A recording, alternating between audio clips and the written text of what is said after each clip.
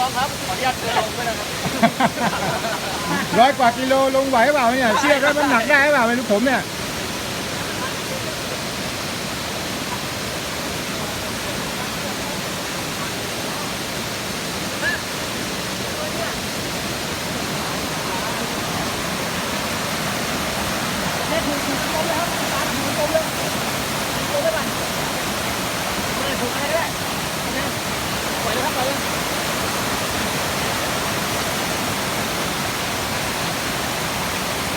อย่าเผลอระวังหลังไอซียู